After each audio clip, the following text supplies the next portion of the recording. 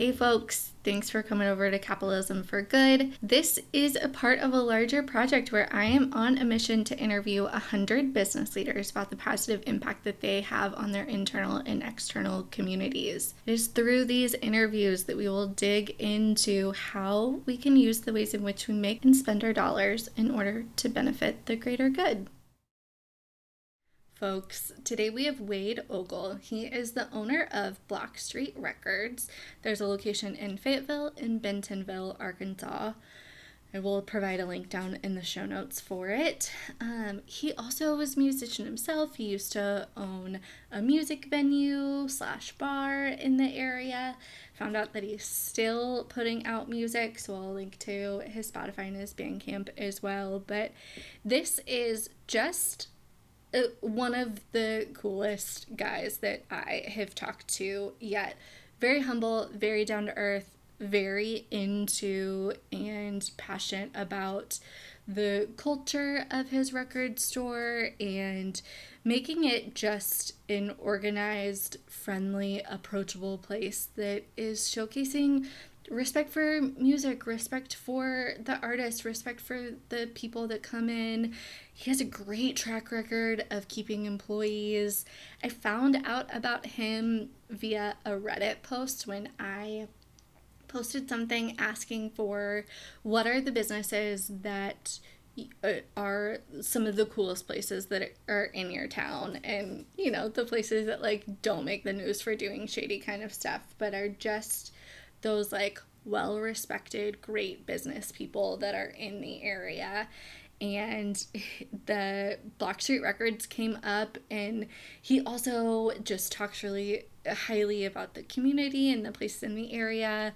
We kind of nerd out a little bit on our love for music and how that in and of itself creates community and does so much for ourselves and our moods as people and as humans. And I just have to say how great he was. And I am emphasizing that point because when I reach out to him via email to ask if he would be a part of this project, I'm going to quote him here and say, "I have to admit I've always felt like a bit of imposter when it comes to business or being referred to or thought of as a business person. I really just take the thing I love and I try super hard at it." And if that is not something admirable, or the personality of a good business leader that is very clearly having a positive impact on his community, then I don't know what else is. Just such a joy to talk to him. Again, very humble, down-to-earth dude that I think we can all kind of look up to. And if you have a place in your heart and a love of music and bands and the place that it has in your life, then I think you are really, really going to enjoy this. If you also relate to anyone really truly loving and respecting the community that they live in, also a great person to talk to and a great person to listen to. So enjoy. Yeah, I've had the Fayetteville store close to 11 years and the Bentonville store close to 7. Okay. So I felt like I had already established the thing that I was trying to do. Yeah. And I thought that would be working backwards to name it something else. Yeah. I just wanted to kind of keep it all together. Do you have a website outside of your Facebook page? We don't, we never have, Okay. Sounds good. you know, uh, I'll tag those just, two things, and then here we'll just kind of get started. But I want you to finish your thought. Why is there a reason why you don't have a oh, website? no, I was just recently, uh, completely by coincidence, I was interviewed by a local city magazine. Okay. They're called Fayetteville City Lifestyle, kind of a local culture magazine, Yeah. and they actually put me in the store on the front cover of the July issue and did an interview with me. And uh, the person that I was speaking with, I think she was a little surprised because she had asked me that as well, and we've never had an actual website. Uh, we don't really do any online sales Yeah. at all. We're not just not part of that. It's almost exclusively in store, Yeah. um, which is kind of an anomaly. I think a little bit. We just kind of um, I have reasons for that, but we don't, and I never have. But Yeah. we definitely take full advantage of Instagram and Facebook. You Yeah. know, yeah. Can I ask what those reasons are? Well, I feel like online sales. Okay, we're our whole thing is there's only like 7 or 8 of us Mm, on the entire Block Street Records staff yeah. for both stores, Yeah. and um, I feel like online sales it's pretty saturated. It's pretty covered. If you are a person that's going to buy your records online, already we're probably not the place you're going to come to. Yeah. So I don't really think I'm going to make a dent in that world. Yeah. And we stay busy enough as it is. And I don't really I think I would just be increasing a workload for really no good reason. Hmm. Um, so we kind of don't do that. Do you know what Discogs is? No. Discogs is kind of the number one online used marketplace. Okay. Um, yeah, and it's really reputable, Yeah. and by and large, the people on there are record people. It's not. You can kind of see on eBay sometimes. You get the feeling that it's the blind leading the blind, like somebody really doesn't know what the record is or its value, and they're trying to sell it to someone they hope doesn't know anything either. Yeah. But Discogs is a little more informed, and I think the people that go on there are more knowledgeable. But we'll list rare records on there Mm, on occasion. hmm. Even that we don't really. It's not something we're really ambitious about, but Yeah. uh, we have definitely sold rare records on there before, and those are records that kind of you know 200 and above, sort of rarish records. Yeah. Yeah, but other than that, we just stay pretty lean and mean and pretty busy and Yeah. occupied just with what we're doing.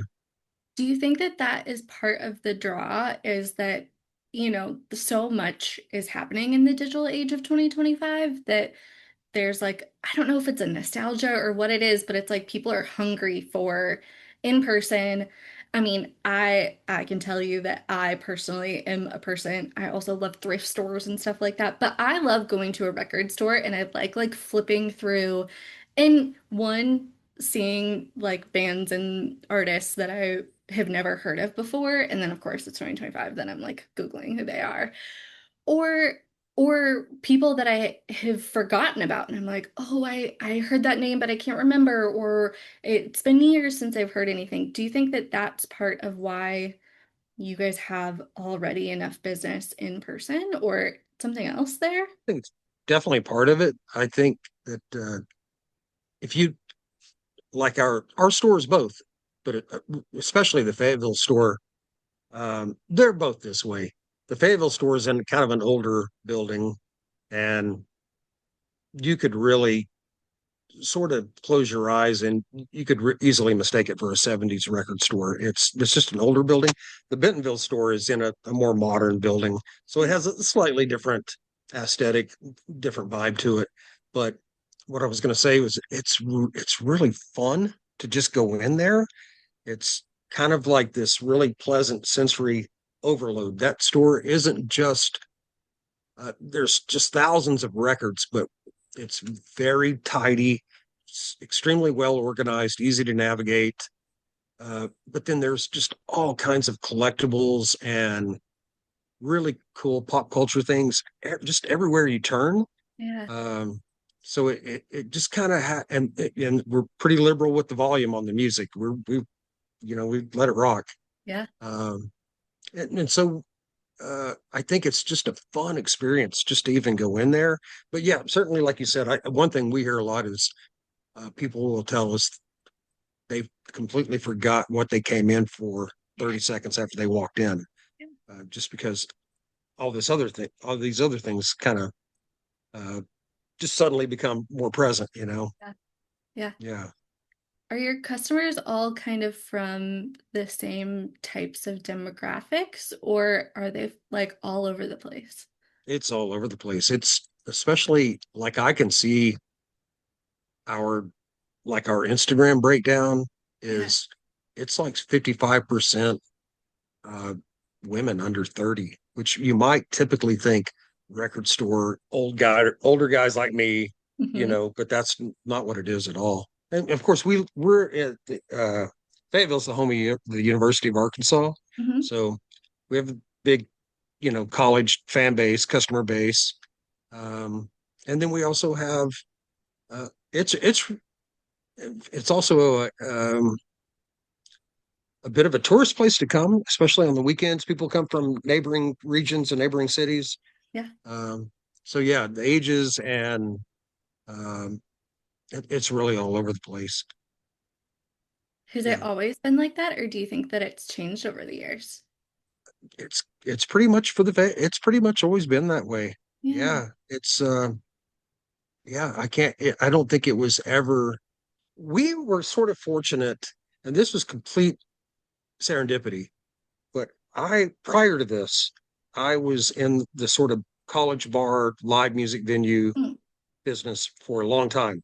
Yeah. Um, and where the Fayetteville store is, literally right next door is where this college bar that I was co-owner of, Yeah. and I booked all the shows and promoted the shows, etc.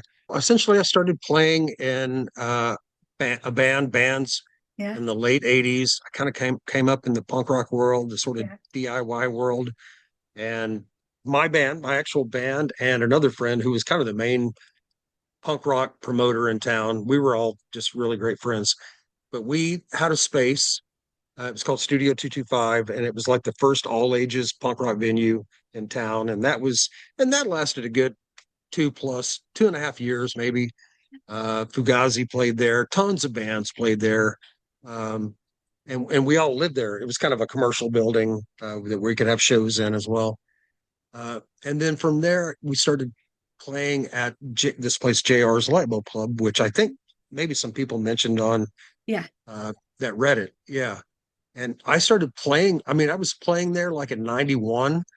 And then kind of between tours of my band, I started working there. And it was just meant to be like just some supplemental income Yeah. kind of between playing live. And it really no direction whatsoever on my part. But I started working there, working the door. Then I started bartending. And then eventually I took over all of the booking, started doing all the booking and bartending. And then about 2000, I became a co-owner. Um, and then that ran up till the time that I started the store. Mhm. And I did both for about close to a year, but I had really um, working and owning in a bar is great fun, even up to a certain age. Yeah. But it really got to the point where um, I had aged out and it was time for me to go. And Yeah. I only ever got into the bar business because I was playing shows and Hmm. then I was booking shows. And then there was kind of this sort of shift in the industry, that industry, Mm. where it kind of went from what I was interested in, presenting shows. Um, I mean, that bar had the White Stripes played there on 9/11, the Oh my actual God. 9/11. I mean, and it was a small place. Yeah.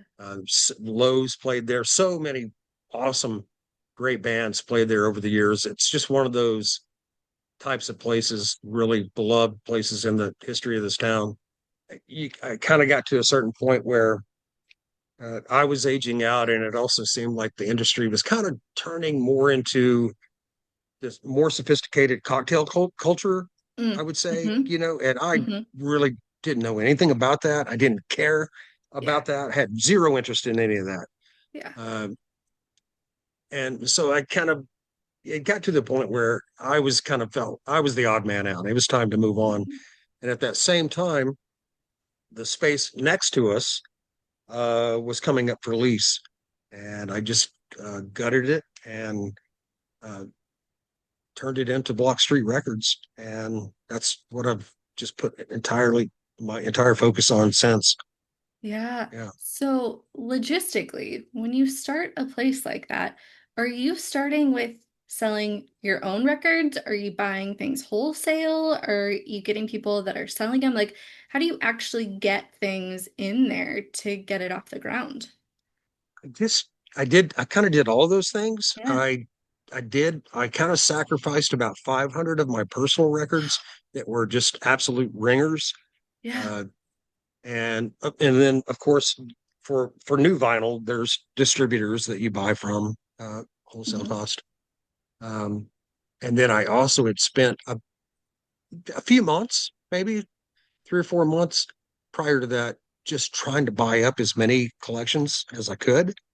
It was just completely serendipitous that when I opened the store, I really, my only intention was if I just try really hard and try to do this right.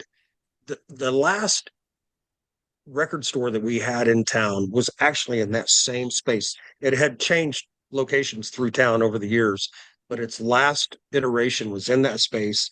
And it had really devolved into kind of a shady head shop.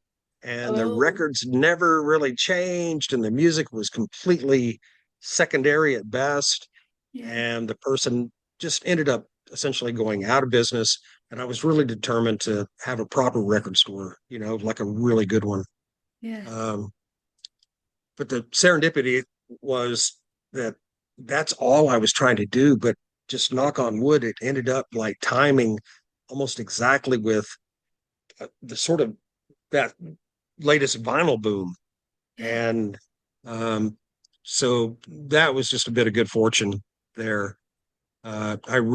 My intention was to have like really good, undeniably good record store that had good taste Yeah. and that was really well organized. I wanted to avoid a couple of things. Record stores kind of have this stereotypical, I don't think it's a thing so much anymore, but in the past, there's you'd kind of go into these record stores and there would be a little bit of a hipper than thou Hmm. snark Hmm. from the actual employees, and I just detested that.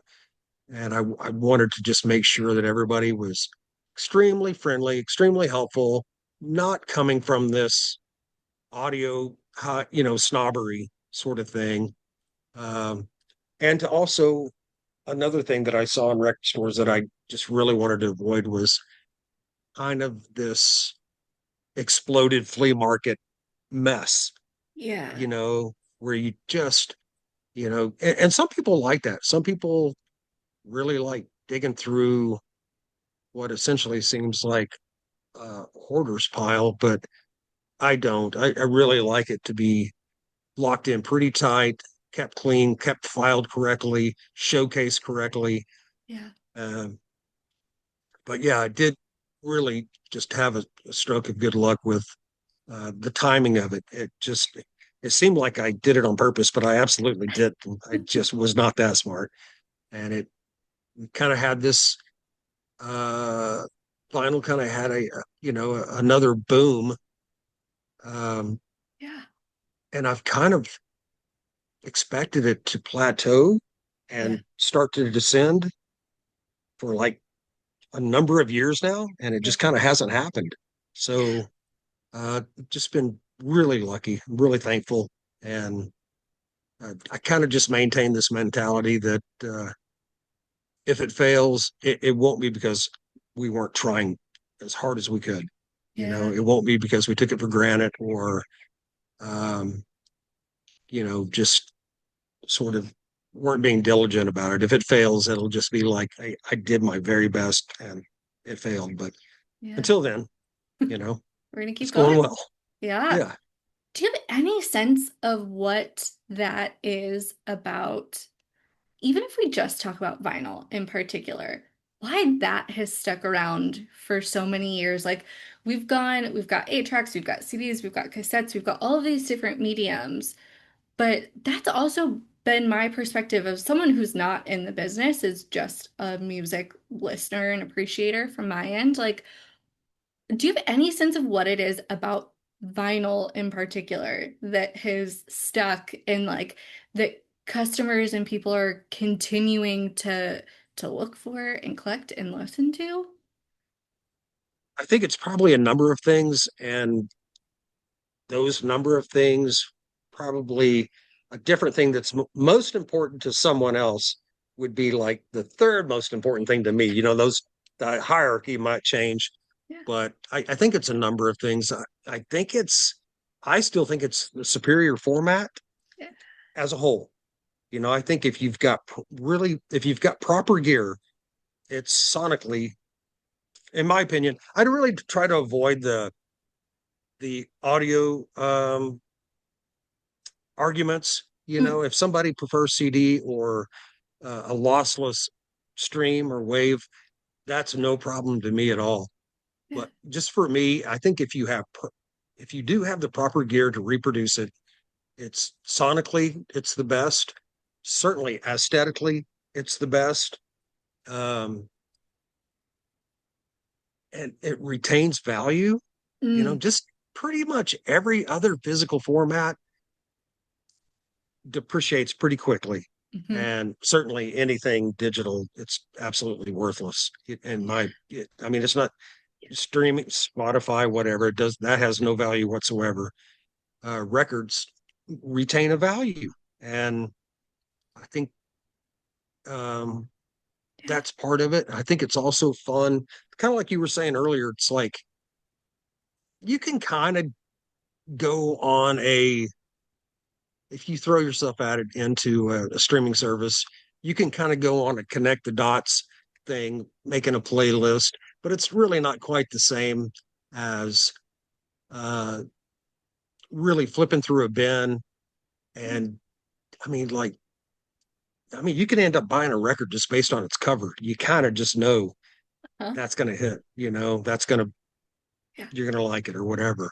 Yeah. Um, and I think there's also things that haven't been digitized. So you can definitely find quite a few records that you're just not going to find them on Spotify anyway. But I think it's you're also like kind of part of something. I mean, the people that come into our store. I mean, we've had people.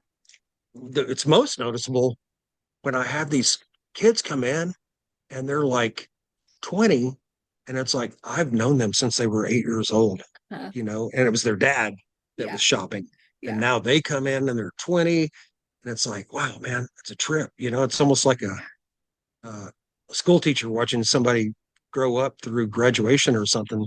Yeah. Um, so there's, I think there's just a lot to be said for just being part of that, and within the context of a record store, even. I mean, Yeah. I think you can certainly get enjoyment out of records, and your only interaction is I buy records on Discogs and Amazon. I never go to a store, and I love it.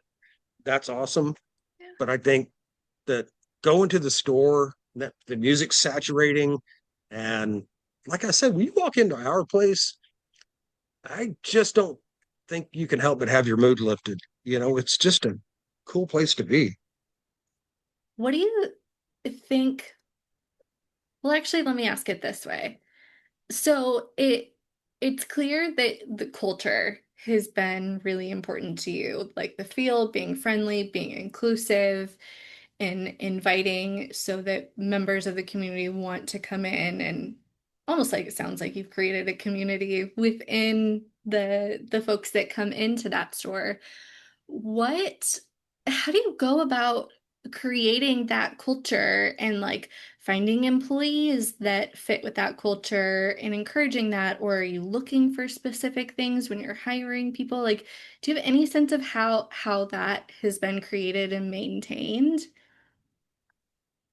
It's hard to say. It's because there are people that we have a an application, And we only do those when we actually have a spot, which doesn't happen very often.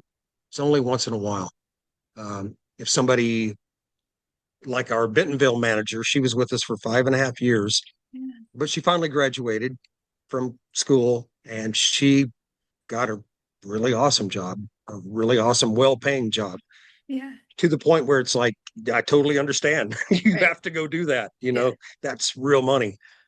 Or we might have someone that's like, hey, I've got a scholarship to go uh, study in Italy or England. Well, that's also happened. And it's like, you have to do that, you Yeah. know? But then there have been other times where it's like, yeah, you're sort of encyclopedic about music. You know a lot, Yeah. but uh, you're completely incapable of saying hi to a stranger. You have to be able to do that, you know? Yeah. So there's parts of it, you know, it's like for me, like my main guy, Logan, he's been there for over 7 years. Um, and we work all through the week together. Yeah. And then we have uh, part-time staff comes in on the weekends, and that they've been there for a couple of years. I mean, uh, people tend not to leave all that much.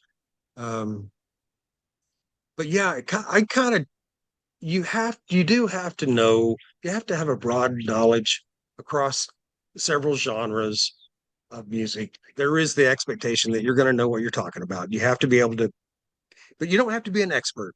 Yeah. I definitely place that second to, can you maintain uh, a friendly and helpful demeanor over several hours with the general public? And Yeah. that's really important. You have to, uh, some people are more introverted and they're just not able to do that. Yeah. Um, so yeah, I think it also like an attention to detail. Some people you really find out it's like, wow, man, you're you're awesome, but you're one messy dude. You know, they just kind of don't have it together, you know. Yeah. So I really cherish when um Yeah. like right now our staff is great. We've never had anyone that's like any kind of nightmare scenario. It just kind of like some people are better fits than others, you know. Yeah. So I am struck by the how long you've been able to maintain employees, especially in the retail business. Like I know that the record store, well, I imagine the record store industry is its own kind of little world in there, Right. but like But it's that's still retail. unheard of to keep people Yeah. for that long. Yeah. What's that about? Well, it's just you have these people that are just like, I mean, like Logan, my main guy, he could, no problem. He could run his own record store. He's extremely knowledgeable, extremely good taste. And that's a part of it too. Um, you, you could have the resources to have a shop, but really, if your tastes are horrible or don't really have any kind of appeal to anyone, it's just not going to work. But um, yeah, we just have a lot of fun. He's really knowledgeable. Um, they all are. When I think about like Shelby, she's super knowledgeable about music. But then it's also, like I said, there are also those people that are just genuinely good people and they're friendly and um, they kind of almost all have their own. I don't want to say fan bases, but people clearly Yeah. uh, think highly of them Yeah. as beyond me. You know what I'm saying? Yeah. Yeah, I think people like Logan better than me. In fact, it's Got to just keep Logan around then. yeah, yeah, yeah. I always make this joke that he's a genuinely good person with a kind heart, and I'm just not. So it's a good balance. No, I try to think that I'm a good person, but he's genuinely, he's like it's just a happy-go-lucky sort of guy. Yeah. Yeah, One of the things that has been like rattling around my head listening to you talk is it from my perspective, it seems like there's this respect one for like music, but like the artistry of it. Like when you're talking about album covers, and sometimes you can tell that you're gonna like something just from the look of the artwork on the front, or the people that are coming in and maintaining those people and making sure that it's a priority, that you're being friendly and inclusive and you're carrying on conversations to the people that are coming in. Like, it, am I am I painting the right picture? And that part of that is Yeah. just And you can, respect for the folks that are right, creating and respect for the folks that are appreciating it. right. And that's where that music snobbery thing could get you in a little bit of trouble Yeah. because like I'm 61 and I've been just utterly obsessed with music since I was uh, a child, 6 Yeah. years old or something.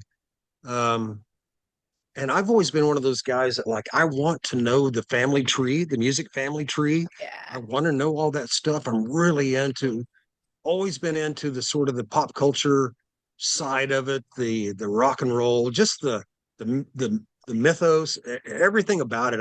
I just love it. Um, you can kind of run in, like when I'm, um,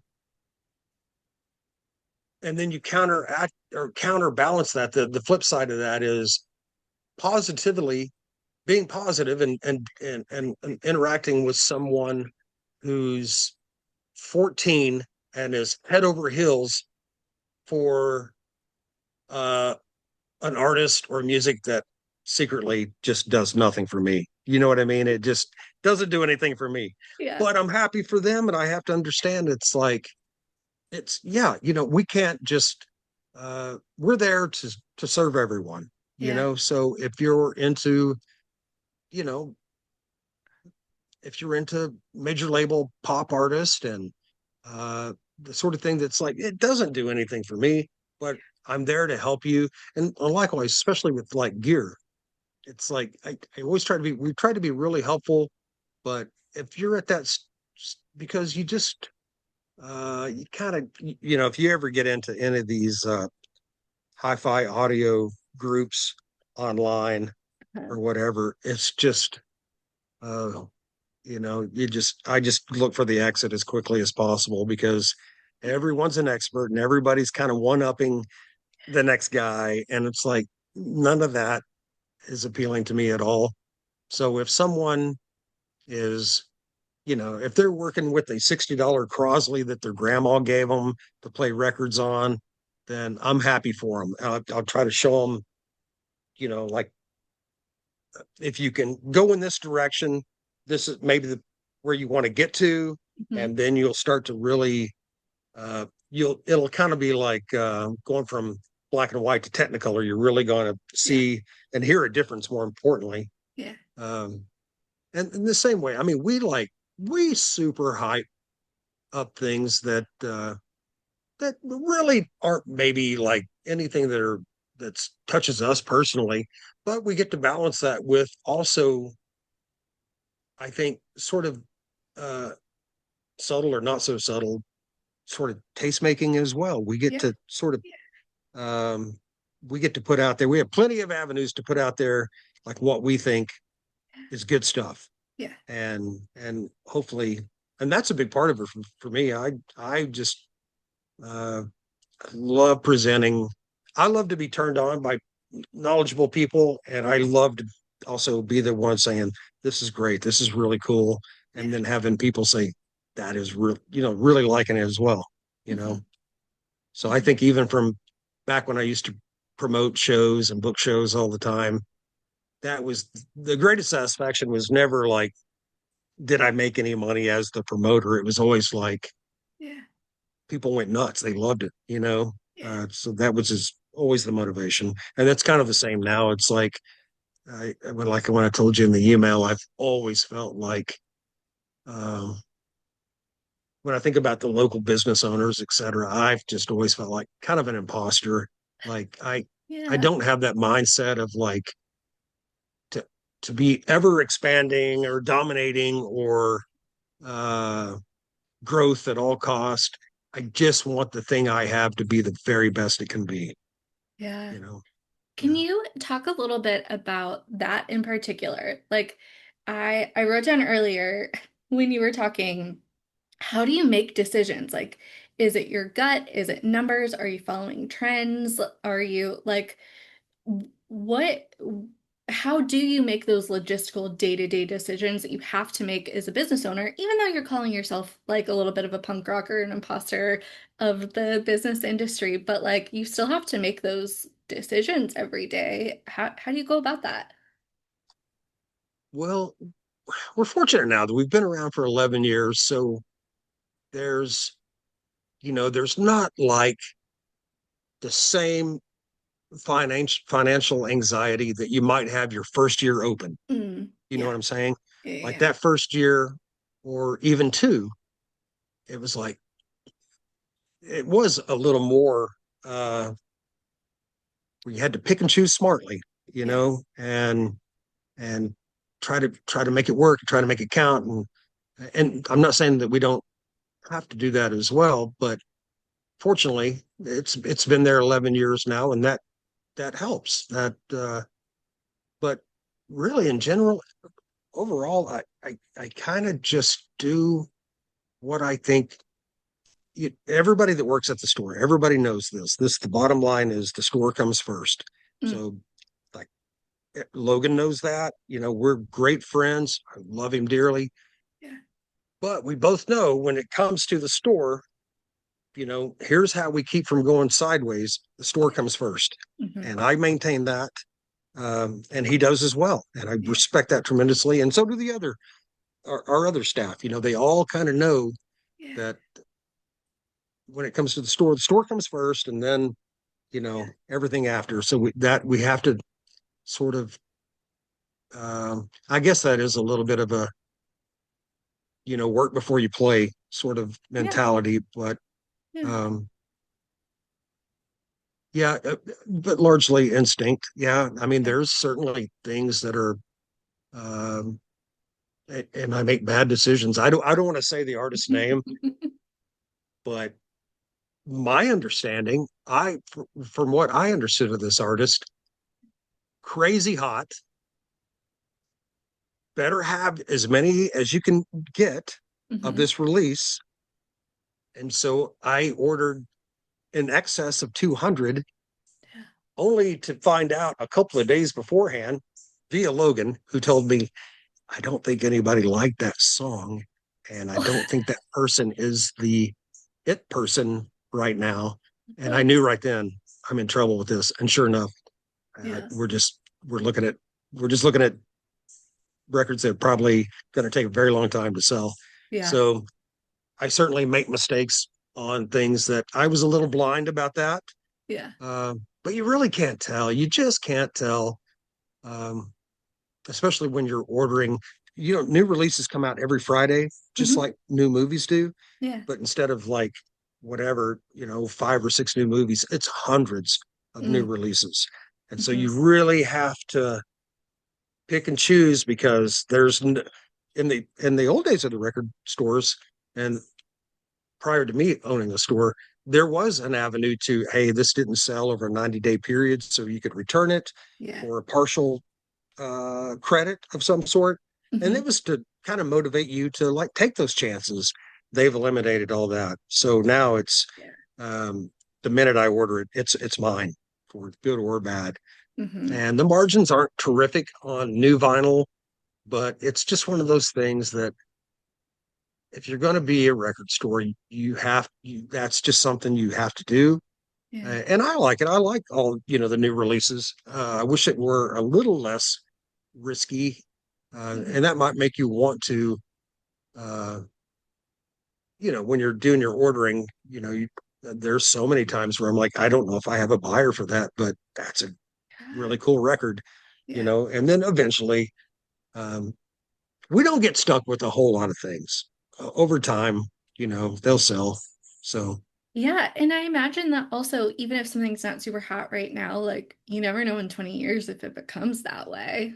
right, yeah, Yeah. yeah. Another thing that I just have been thinking about a lot, and part of probably what drew me to want to talk to you was like I am also a music lover, and it's been a part of like the fabric of my life ever since I was a kid.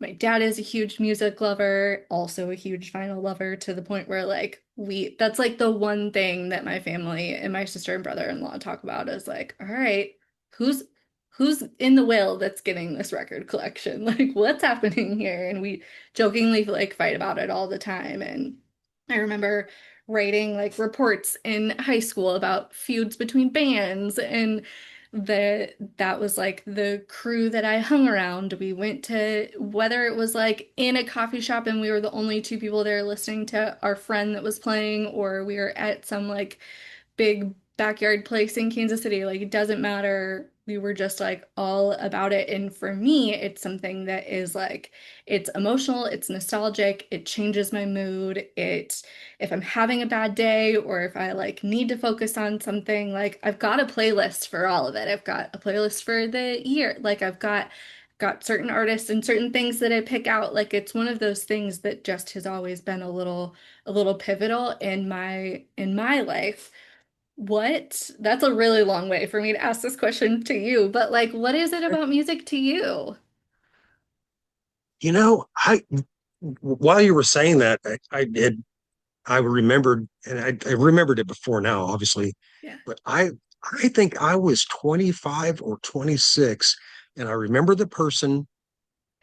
I don't want to say who it was. It was a relative that made me see this, but I was like 25 or 26 before I realized not everybody was obsessed Yeah. and as moved by music as Yeah. I was. I just thought, oh, because um, oh, somebody asked me the question. It was like, what music do you reach for this mood or that mood or this mood? Mhm. And for me, it's always been like it that that is not what it works in reverse for me. Music Mm. dictates my mood. Like I can put something on and within 20 seconds, I'm in that. I'm so easily influenced by it. And it just kind of has been that way since I was a little kid. Like I was the kid that at 8 years old got the suitcase record player. At 9 years old, Christmas, got the slightly better one. At 10 years old, the slightly better one until finally at 12, it's the greatest Christmas I ever had. My dad, he brought out a brand new, an actual component, not not like one of these. I'm 61, so I'm talking like late 60s and early 70s with these big suitcase GE electric suitcase players. And then when I Mhm. was 12, brought out the proper turntable, brought out the proper receiver, the proper cassette deck, and then the speakers, and it was just like the greatest thing ever. But yeah, when I was 8, I had this sort of bohemian uncle, California guy. Yeah. And this is a funny story because it's true. Steely Dan's debut album had come out, and that was in 1972. Hmm. And he was so enamored by it that he said everything else was irrelevant. And he gave me like 100 late 60s, mid 60s, late 60s psych and rock records, Birds, just Yeah. Steppenwolf, all these records. And that was, Donovan. But that's kind of where uh, that was already the stuff that I gravitated to. And it still is like psych, shoegaze, uh, just that sort of music is still my favorite music. Um, but yeah, that was quite uh, a blessing and a kickstart, to give me those records. Yeah. Um, Ironically, I'm not that big into Steely Dan, so good for him to. It did its job at some point, though. Yeah, yeah. He kept the Steely Dan, and I got to keep the psych records, and There you go. that was a great. It was a really nice thing to do, but it really sort of catapulted me into that whole thing. I just have an instant catalog. Yeah. Um, but yeah, Yeah. It's so and it's just kind of interesting. been onward. since then. Yeah. But yeah, I think I was like 25 or 26. And again, I don't want to say who it was, but I could tell that music for them was like a sporting event might be to me. Mm-hmm. Uh, Mm-hmm. yeah, like take it or leave it, really. Yeah. I just uh, and that was shocking to me. And then to realize, oh, there's a whole lot of people like that. Yeah. I just sort of thought everyone's best friend is music. I just thought that, Yeah. and Yeah. it's remained mine. But you know, Yeah, totally. It's also so interesting what catches on when you're, whether it's like a younger kid or these other like turning points or points in your life. I was thinking when you were talking about having a family member that does that, I am the youngest out of everyone in my family. Like, I'm the youngest cousin on both sides of the family. And the oldest cousin that I, of course, looked up to, and he was always, I am gonna spare him by saying how many years older he is than me, but like, I'm a tiny child, and he is playing drums for my morning jacket when he was younger, and I just was like, you are the coolest person in the entire world. And I don't know what it is, but I've always looked up to him still to this day, and he no longer is the drummer for that band, but I still to this day am like, you are the coolest person in the entire world. And I credit everything back to that moment. And it's such a superficial thing, but I'm like, it's pretty he's the legitimately reason cool, why though. I like music, like you and my dad. I don't know. Yeah, yeah, that's pretty cool. Um, Coincidentally, a couple of their members were in our store. They played here recently. really? Uh, yeah, we have a big outdoor amphitheater here, Yeah, and they headlined a show there, and a couple of the guys came in, and they were super nice. And of course. uh, Yeah. Yeah. yeah, I'm a big. Have you ever heard of a guy called named Moondog? Moondog's like this blind New York composer from the 50s and 60s, and he was kind of a street person character, and he dressed up like a Viking. Uh, and I'm like kind of oddly picturing enough, Jim James he and his lived big in giant Batesville, hair here. huh? I'm kind of picturing Jim James and his big giant hair. Is that Well, Moondog wore like the big horns, and okay? Yeah. yeah, just quite a character. And he was like a pioneer in the sort of a minimalist composition, clearly an influence on Philip Glass and others. But Yeah. yeah, when they came in, um, they bought a Moondog record, which I thought was Oh, super cool because yeah. not everybody knows who that is. Right. So I Yeah. thought that was cool. Oh, I love that so much.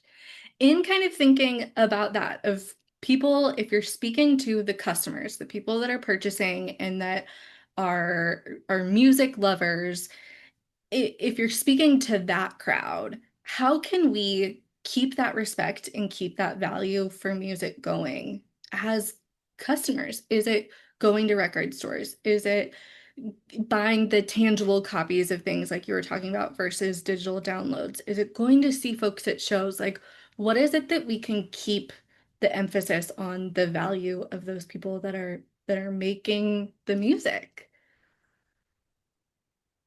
Well, I think the people that are motivated are just motivated to, Yeah, just like we were saying, it's like yeah, you kind of, it's either an important aspect of your life, yeah, and it almost certainly will never, I was going to say it almost certainly will never wane, but for some people, I think it does.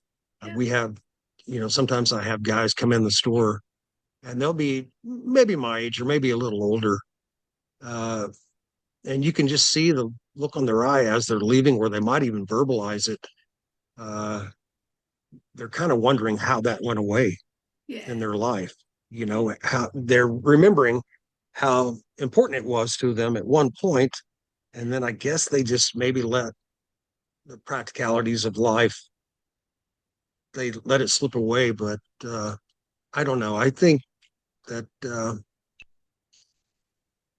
I just try to do my part as far as like putting the stuff out there, providing an avenue to come and peruse around, and certainly try our best to uh, promote all manner of artists, yeah, older artists, newer artists, whatever. But I think ultimately it kind of just comes down to, um, and like I said, even if records all went away and all there was streaming, the music really is the most important thing. So, um, That's all I can really say. I certainly, and I really have never ever had any problems with formats. It's practically impossible to play a record in a car, so Yeah. you have to make certain concessions. Yeah. We play high end streams. We play streams in the store. There's no problem. Yeah. Uh, Certainly Saturdays, Fridays as well. Sometimes it can just get too busy that we just cannot uh, sort of be babysitting the turntable. And Yeah. also, we might occasionally get kids that are jumping around. Yeah. And uh, it is, like I said, it's an older building.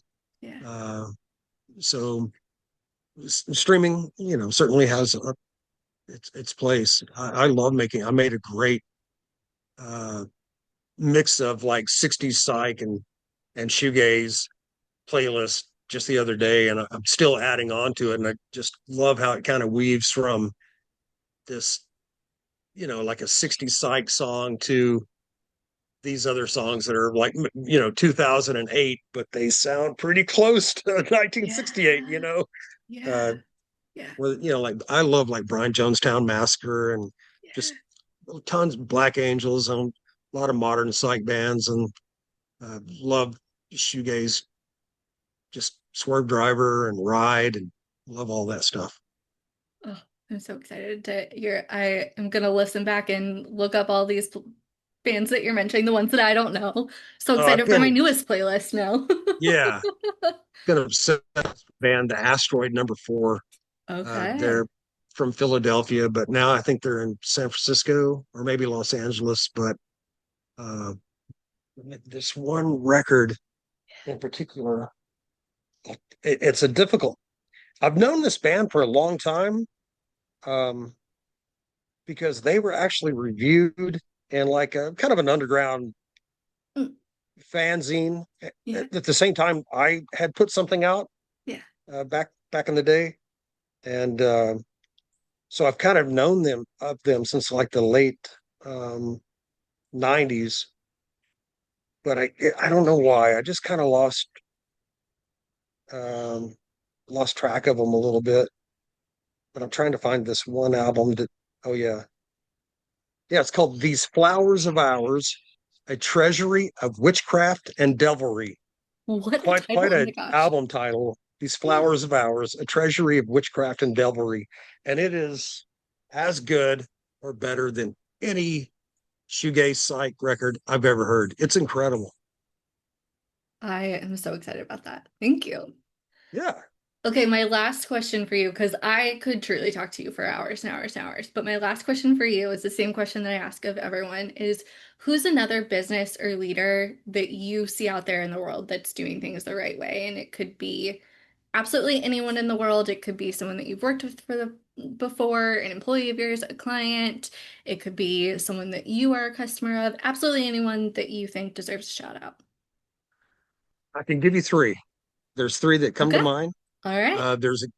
I'm embarrassed to say I can't think of his last name, but there's a guy named Shay, and he owns a local business here. It's a retro arcade called Arcadia, and Okay. he's Yeah. super nice guy, super nice guy. It's $5 to get in. It's massive. He's got a heart of gold. People love him. Kids love him. He's just completely 100% in it for the right reasons. Like I said, it's $5. You could stay the entire day for $5, and it's really nice, really well ran, and he's just a good person. Yeah. Uh, Another guy, and this is kind of an odd one. A friend of mine, his name is Chris Selby, but he goes by the name Clunk, and he's maybe the most beloved character in this entire town. He's super funny, and he just we've been friends for a long time. We've co-promoted a lot of shows together back in the past, but he's like the king of like backyard make 'em ups. He just came up with this idea before any of these DoorDash services like took over. He came up with this idea. He calls it Chew, Clunk's Hungry Express Wagon, and literally he came up with this food delivery service and locally, and he's done it. He does really well, and he's great at it. And you see him going around with like this uh, gold sparkle helmet on his scooter. And like I said, he's a really smart guy. He's really funny, Yeah. and he just kind of made it up. And people love him, and he does really well with it. Yeah. Um, and then the last person I would think would be there's a lady named Hannah Withers, and she owns a bar in town, Maxine's. Maxine's, I'm talking right? to her in a couple weeks. Oh, really? Yeah, Yeah. she is a real powerhouse. She's also really smart, and I think she works really hard. Yeah. I respect her tremendously. She works really hard, and she's kind of she is kind of a one person army herself. And she's done really great with Maxine's. And she used to own this place called Little Bread Company, but now she has Maxine's. And she also spearheaded a festival that we had for, I think, 5 or 6 years, Block Street Block Party. And it was great. It was really fantastic. But sadly, uh, she was doing an insane amount of work to make Yeah. that happen. And I don't think uh, she was being certainly recognized by the community, but I don't think she was being compensated fairly for the Yeah. amount of time and work that Yeah. she was having to put into it. Yeah. But yeah, she's a real cool person too, and people love that bar. And yeah, and Clonk and Shay, those would be the three that I would just think of immediately. Like Yeah. these are people that are really doing cool things for the community while not really being tethered to any kind of sort of greed, and you know what I'm saying? Yeah. Yeah, Yeah. they're just trying to do their thing and Yeah. work hard at it, you Oh, know. so cool. Yeah. Thank you so much for doing this. Like I Yeah, said, I yeah. could have talked Did to you you say you were for from Kansas City? You're in I Kansas City? so I'm from Toledo. I grew up in Kansas City and I live in Louisville, Kentucky now. I'm Oh, I all see. over the place. Yeah. Yeah. Okay. Yeah, I got some buddies up in Kansas City. It's Do they live in the city or out in the suburbs? Do you know?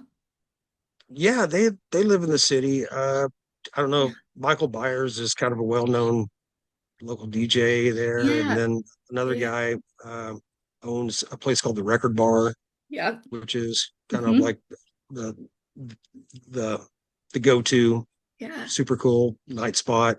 Yeah. But yeah, I used to play and tour all the time, so I've played in Kansas City a million times over in the past. Did you Yeah, ever play at Grinders, that like backyard place?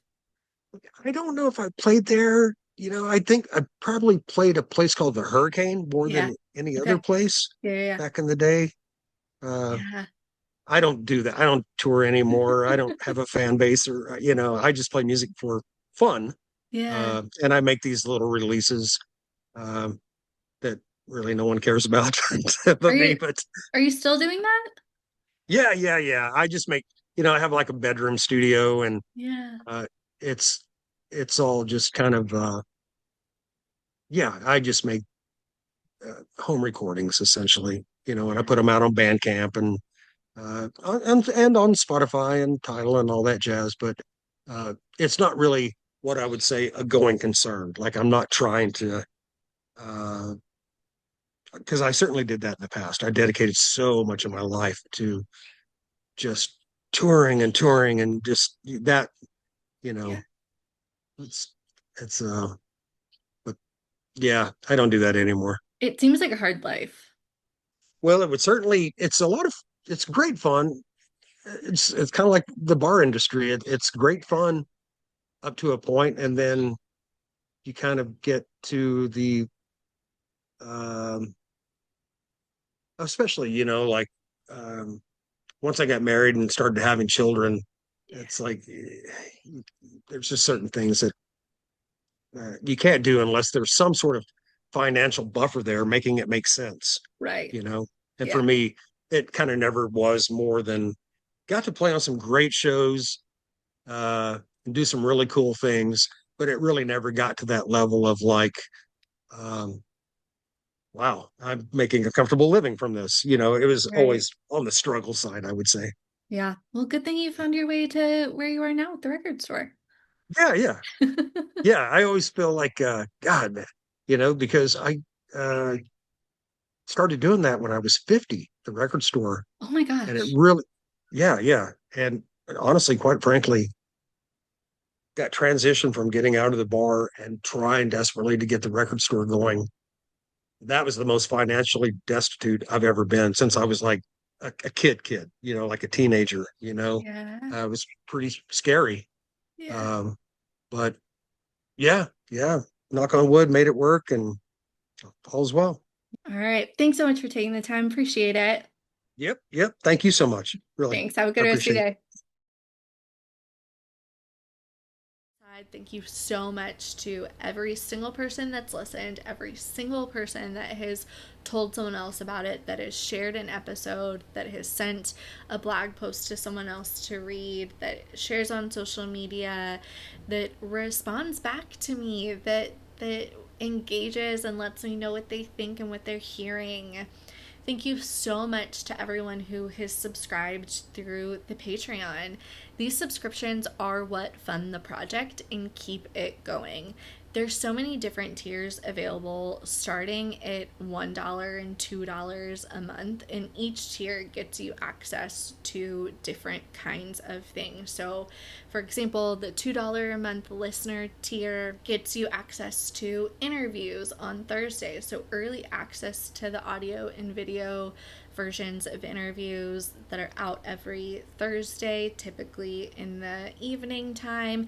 Your $3 a month member tier adds on these weekly between the interview series on Mondays. That's what I gave a little sneak peek. There are some early examples of those between the interviews that were posted on the main feed so that folks could kind of get a lay of the land and what's behind the motivation for this project. Those reflection episodes are still going every Monday, and the folks in that member tier are still have access to those things. The VIP tier has access to merch. I really do my best to give back to those that are joining. So check the show notes for the link to the Patreon. There's a lot there. If you're interested in any of the behind the scenes of like how this project gets made from the back end, like if you are someone who is interested in starting anything that looks similar to this, whatever your topic is, like I am really